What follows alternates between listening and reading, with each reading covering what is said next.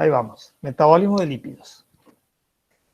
Bueno, primero que todo una definición para comenzar la clase de hoy, así nos vamos ubicando bien cómo es este tema de la parte estructural de las moléculas. Ya la definición nos dice mucho, son sustancias apolares, solubles en solventes orgánicos, como son las sustancias apolares, y orgánicas en general, e insolubles en agua. Bueno, no todas las sustancias que son, digamos, orgánicas son insolubles en agua. Por ejemplo, si hablamos de un monosacárido o hablamos de un aminoácido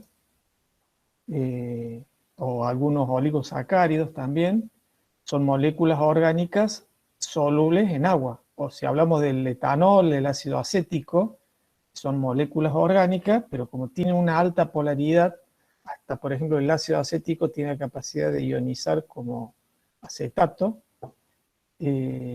son moléculas que son solubles en agua. O sea, no todas las moléculas orgánicas significa que son apolares y solubles en agua.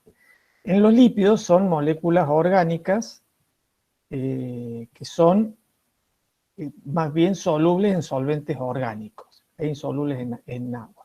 Eso en general. Hay un pequeño grupito de moléculas lipídicas, como son los fosfolípidos, que son moléculas anfipáticas y tienen una parte polar que interacciona con el agua y otra parte apolar que interacciona con moléculas apolares o otros lípidos. Bueno, esa es una definición muy general de los lípidos. Ten en cuenta que yo no lo estoy viendo, así que si quieren preguntar algo, en vez de mandar un chat o lo que sea, directamente abran el micrófono y me preguntan. Vamos a ver una clasificación general de los lípidos. Esta no es la única clasificación que se encuentra en los libros. Es una clasificación bastante general, simple, y es la que, bueno, compartimos con la química orgánica. Se los puede dividir en dos grandes grupos, con ácidos grasos y sin ácidos grasos. Los lípidos con ácidos grasos tenemos dos grupos, subgrupos, para decirlo de alguna manera. Los lípidos simples y los lípidos complejos. Dentro de los lípidos simples son aquellos que tienen un alcohol que se une a los ácidos grasos.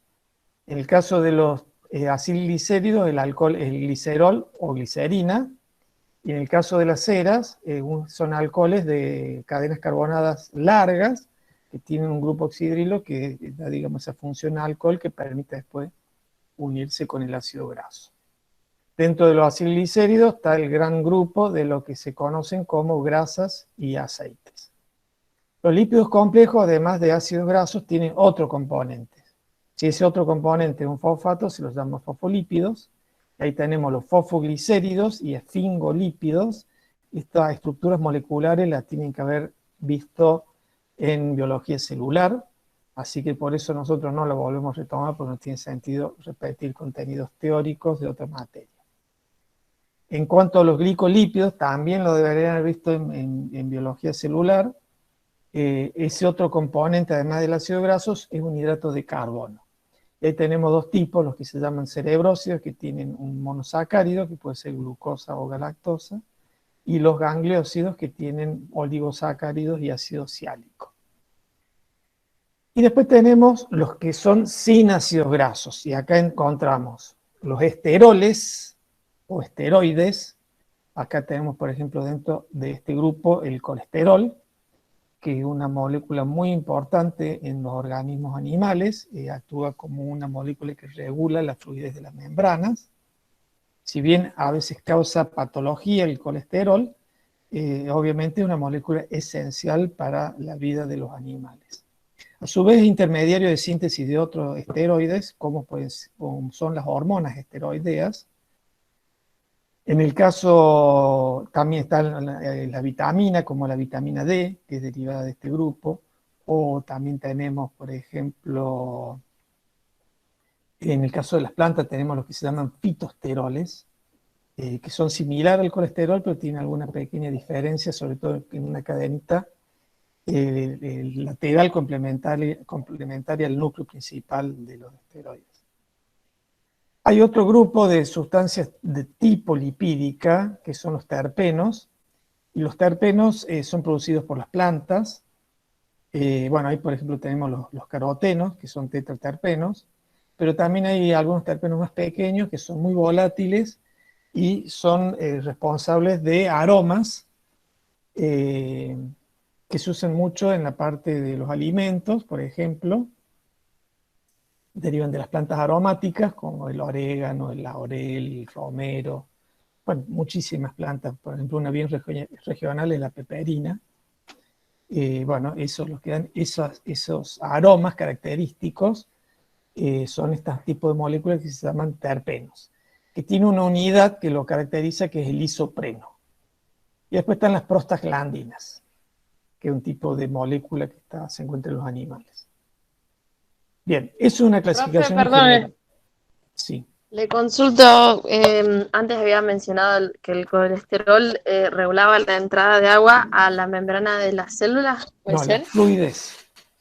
La Ah, fluidez de la membrana hace referencia, no sé si ustedes recuerdan que las membranas son bicapas de fosfolípidos, en donde la cabeza polar, fosfolípidos que están acá. Bueno, esos fosfolípidos forman una bicapa. Las colas de los ácidos grasos, las cadenas carbonadas, van hacia el centro, y las cabezas, donde está el fosfato y alguna otra molécula, como algún alcohol, van en contacto con el citoplasma o el interior o el exterior de la célula, o si es una organela, una membrana organela entre el citoplasma y el interior de la organela. El colesterol se ubica entre esos fosfolípidos y ayuda a regular la fluidez, porque las membranas no son estructuras rígidas, sino que cada una de las moléculas que forman la membrana se está moviendo permanentemente, ya sean las proteínas, los fosfolípidos y todas las moléculas que las integran. Entonces el colesterol ayuda a ese movimiento, que tenga una fluidez apropiada para que la célula pueda cumplir un normal funcionamiento y, digamos, así poder, digamos, llevar a cabo toda su actividad metabólica. O sea, es muy importante esa función específica del colesterol. Pero además es intermediario en varias biosíntesis, entre ellas, por ejemplo, la síntesis de los ácidos biliares, o en la síntesis de las hormonas esteroideas. Entonces ahí cumple una función de un intermediario metabólico del cual derivan otras moléculas que son importantes también para una célula animal. En cambio, las plantas no tienen colesterol, tienen fitosteroles, que son estructuras muy similares, que cumplen funciones similares, por ejemplo, regular la fluidez de las membranas de las células vegetales. Pero a eso se refiere fluidez. Digamos, control del movimiento. Si por ejemplo, si dice que una membrana es muy fluida, cuando las moléculas se mueven muy rápido en la membrana. Y eso puede ser perjudicial. Tiene que moverse con una cierta, digamos, ritmo, digamos, para darle así un nombre. Y entonces ahí el colesterol interviene regulando la fluidez.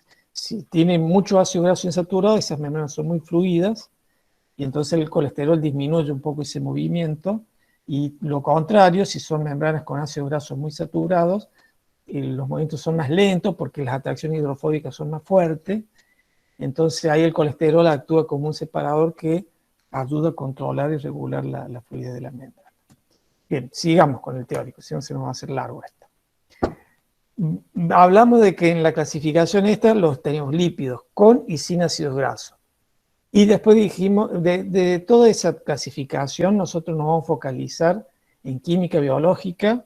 No es que es lo único más importante.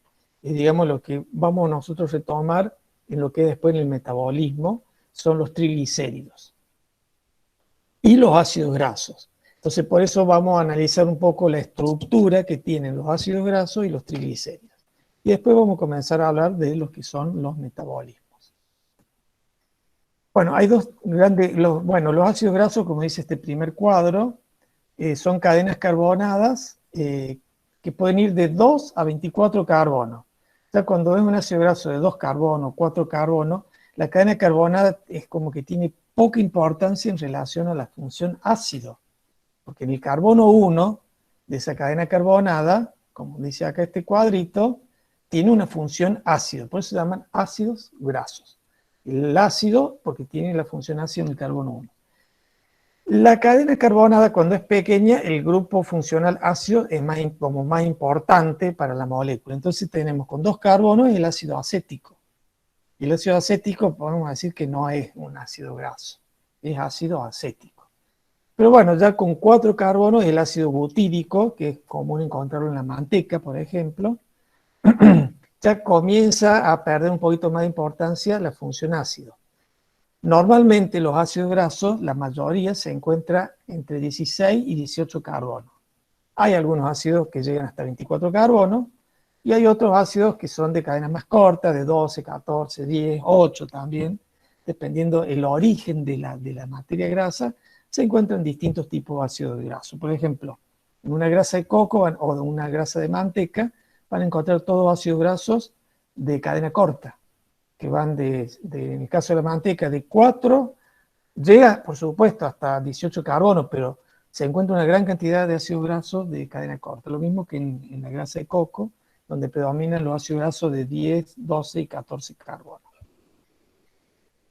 Otro detalle a tener en cuenta en los ácidos grasos, que cuando Perdón, el término de... Sí, sí, pregunte. ¿por qué en esas grasas eran más cortas las cadenas? ¿Hay un porqué? Bueno, tiene que ver con el metabolismo de cada organismo. Entonces, casualmente hoy vamos a ver un poco la biosíntesis, y por el mecanismo de biosíntesis que tiene la célula, siempre se obtiene un solo ácido graso, que es el ácido 16,0, que se llama ácido palmítico. Posterior a esa síntesis que se hace en un complejo proteico, o se le agregan carbono por un mecanismo de síntesis, digamos, posterior a la síntesis del palmitato o del ácido palmítico, donde se le van agregando de a 2 carbonos posteriormente, así lo pueden tener 18, de 20, 22, 24, o por algún mecanismo de hidrólisis se le van quitando carbono. De esa manera tienen ácidos grasos mayores o menores a los 16 carbonos, que es la forma en que se sintetiza el ácido graso inicial, como para decirlo de alguna manera. Y después, posteriormente a eso, viene la incorporación de las insaturaciones, que es lo que yo les quería mencionar ahora. La denominación de saturado significa que en la cadena carbonada van a ser todos, no va a haber doble ligaduras. O sea, no va a haber insaturaciones. Es todo carbono e hidrógeno sin insaturaciones, sin dobles ligaduras. Por ejemplo, el ácido graso que recién mencioné, el ácido palmítico. Tiene 16 carbonos. Este sería el carbono 1, el carbono ácido es el número 1. Y después tienen los restantes carbonos. ¿Ven? Acá carbono, hidrógeno y todo ligadura simple. Carbono, hidrógeno, unidos todos los carbonos con ligadura simple. Eso es lo que se conoce como un ácido graso saturado. Le pongo este porque es uno que vamos a usar mucho en el curso, que es el ácido palmítico, que tiene 16 carbonos, también denominado 16,0. 16 porque tiene 6 carbonos, 0 porque tiene 0 insaturaciones. El otro que vamos a trabajar mucho en el curso es el ácido esteárico. Acá el ácido esteárico tiene 18 carbonos, sin doble enlace, como ustedes pueden ver acá, ¿ven? Este es el carbono 1, que es el del ácido, esta es la función ácido. Ese es el carbono, esos son los 2 oxígenos, y ese es un hidrógeno. Y así tenemos los 18 carbonos unidos por enlace simple, saturado. Ven, acá tienen la función ácida del carbono 1, este es el carbono 1, y acá tienen los restantes carbonos hasta llegar al carbono 18, carbono hidrógeno 3.